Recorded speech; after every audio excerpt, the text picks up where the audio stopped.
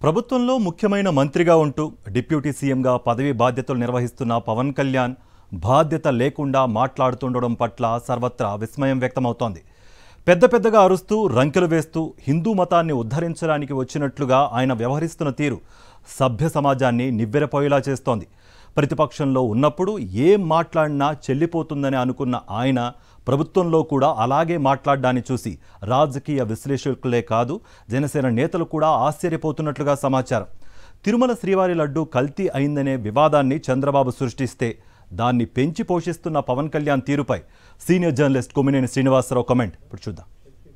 జనసేన అధినేత ఏపీ ఉప ముఖ్యమంత్రి పవన్ కళ్యాణ్ తనను తాను మోసం చేసుకుంటున్నారా, జనసేన కార్యకర్తలను మోసం చేస్తున్నారా, లేక ప్రజలందరినీ ఫూల్స్గా భావిస్తున్నారా? ఆయన వింత విచిత్ర ధోరణి అంతుపట్టకుండా ఉంది.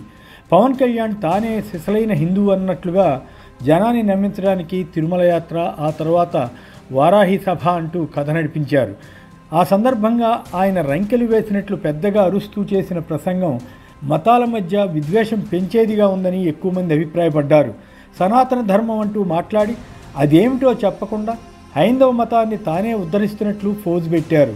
తిరుమలేశుని భక్తుడిని అని చెప్పుకుంటూనే ఆయనకు అపచారం జరిగేలా, లడ్డూపై ప్రజల్లో విశ్వాసం పోయేలా మళ్ళీ మాట్లాడారు. అధికారంలో ఉన్నప్పుడు బాధ్యతగా ఉండాలి, పద్ధతిగా మాట్లాడాలి. ఎన్నికల ముందు ఎన్ని అబద్ధాలు చెప్పినా చెల్లిపోయింది కదా అని ఇప్పుడు కూడా అదే ధోరణిలో వెళితే జనానికే కాదు జనసేన కార్యకర్తలకు సైతం విసుగు తెప్పిస్తుంది, అసహ్యం వేస్తుంది. ఒక పక్క సుప్రీంకోర్టుకు టీటీడీ ఇచ్చిన అఫిడవిట్లో లడ్డూ కల్తీ ప్రస్తావన తేలేకపోతే ప్రభుత్వంలో ముఖ్యమైన మంత్రిగా ఉన్న ఈయన అరాచకంగా మాట్లాడుతూ ఆరోపణలు చేస్తున్నారు. ఎర్రకండువా నుంచి కాషాయానికి మారడం తప్పు కాదు, కానీ ఆ సందర్భంలో గతంలో తానేం మాట్లాడింది, ఇప్పుడేం మాట్లాడుతున్నది గుర్తుకు తెచ్చుకోవాలి. కొంత విజ్ఞతతో ప్రసంగించాలి. అంతే తప్ప తాను సనాతన ధర్మాన్ని రక్షిస్తానని, హిందూయిజం పరిరక్షణ కోసం ప్రాణాలైనా అర్పిస్తానని అంటే జనాన్ని తెలివి తక్కువారని అంచనా వేసుకోవడమే అవుతుంది. జనం 1-2 సార్లు మోసపోతారు కానీ ఎల్లవేళలా కాదన్న సంగతి ఆయన తెలుసుకోవాలి. 2014లో అసలు జనసేన సిద్ధాంతాలుగా ఆయన ఏం ప్రకటించారు? ఆయన చెప్పిన 7 పాయింట్లలో మొదటిది కులాలను కలిపే ఆలోచన విధానం అని పేర్కొన్నారు. కానీ కులాల గురించి ఎన్ని మాటలు మార్చింది అందరికీ తెలుసు. చివరికి కాపు సామాజిక వర్గం అన్న తనకు మద్దతు ఇవ్వరా అని అడిగారు. 2వ పాయింట్గా మతాల ప్రస్తావన లేని రాజకీయం చేస్తామని ప్రకటించారు. కానీ ఇప్పుడు అధికారం వచ్చాక తాను హిందూ మతం కోసం పాటుపడతానని, సనాతన ధర్మం కోసం పనిచేస్తానని నిస్సిగ్గుగా ప్రకటిస్తున్నారు. అంటే ఎవరిని మోసం చేస్తున్నట్లో ఆయన ఆలోచించుకోవాలి. మిగిలిన విషయాల సంగతి ఎలా ఉన్నా కులం మతం విషయాల్లో పవన్ వైఖరి ఎంత దారుణంగా మారిందో అర్థమవుతుంది. నిజంగా ఆయన స్వామి అవతారం ఎత్తదలిస్తే ఉప ముఖ్యమంత్రి పదవికి రాజీనామా చేసి పార్టీ రాజకీయాలను వదిలిపెట్టి అలాగే చేసుకోవచ్చు. అలా కాకుండా వేషధారణ మాత్రం మార్చి ప్రజలను రెచ్చగొట్టాలని చూస్తే దొంగ బాబాగా మిగిలిపోతారు. ఇదే సందర్భంలో ఆయన చెప్పిన పాత విషయాలు అందరికీ గుర్తుకొస్తున్నాయి.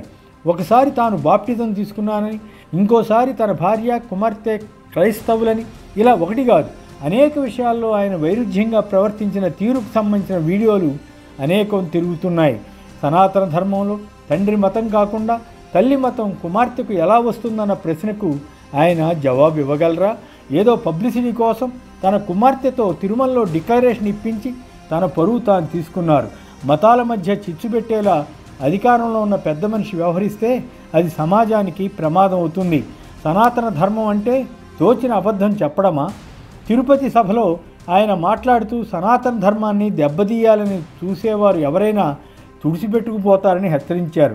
సనాతన ధర్మం ప్రకారం విడాకుల ప్రసక్తి ఉండదని ప్రముఖ ఆధ్యాత్మికవేత్త చాగంటి కోటేశ్వరరావు చెబుతున్నారు. మరి పవన్ ఏం చేశారు? 2 సార్లు విడాకులు తీసుకున్నారు. 2 సార్లు హిందూ స్త్రీలకు విడాకులు ఇచ్చి 3వసారి క్రైస్తవ మహిళను పెళ్ళాడారు. అంటే హిందూ ధర్మంపై దాడి చేసింది పవన్ కళ్యాణే అవుతారు కదా. చట్టం ప్రకారం ఆయన చేసింది తప్పనడం లేదు, కానీ ఆయన చెబుతున్న సనాతనం ప్రకారం అయితే అది నేరమే కదా. ఇందులో ఇతర అంశాల జోలికి వెళితే బాగుండదు. అవన్నీ కూడా సనాతన ధర్మానికే కాదు హిందూ మత విధానాలకే వ్యతిరేకంగా పవన్ వ్యవహరించారు. ఆయన ఇప్పుడు వచ్చి ఈ ధర్మం గురించి బోధిస్తుంటే ఏళ్ల తరబడి హైందవ ధర్మం కోసం పనిచేస్తున్న స్వామీజీలు బిత్తరపోతున్నారు. తాము ఇచ్చిన హామీలను ఎలా నిలబెట్టుకోవాలా అన్నదానిపై పవన్ ఇప్పుడు ఆలోచిస్తున్నారట. ఎన్నికలకు ముందు ఆలోచించకుండా ఇష్టారీతిలో అబద్ధపు వాగ్దానాలు చేయడం సనాతన ధర్మంలో ఉందా, హిందూ మతంలో ఉందా? కలియుగ దైవానికి అపచారం చేస్తే ఎందుకు ఊరుకుంటామని అన్నారు. అసలు అపచారం చేసింది చంద్రబాబు, పవన్ కళ్యాణ్లే అనేది ఎక్కువ మంది భావన.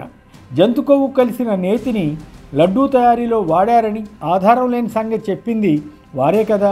అది నిజమే అయితే 2 నెలల పాటు వారిద్దరూ మౌనంగా ఉండడం నేరం కాదా? అయోధ్యకు పంపిన లడ్డూలు కల్తీ అయ్యాయని పవన్ చేసిన ఆరోపణకు నిదర్శనం చూపించాలి కదా. ఈయన స్వయంగా అక్కడికి వెళ్ళారు కదా. అప్పుడు ఎవరైనా ఈయనకు ఫిర్యాదు చేశారా? చేస్తే వెంటనే ప్రకటన ఇచ్చేవారు కదా. అంటే అసత్యం చెప్పారనే కదా. చంద్రబాబు కోసమే పవన్ కళ్యాణ్ ఇలా ప్రవర్తించి పరువు తీసుకుంటున్నారా అన్నవి కొందరిలో వ్యక్తమవుతున్న సందేహాలు. ప్రస్తుతానికైతే చంద్రబాబు, పవన్ కళ్యాణ్ ఇద్దరూ కలిసి జనాన్ని మోసం చేయడానికి ఈ గేమ్ ప్లాన్ ఆడుతున్నట్లుగా కనిపిస్తుంది.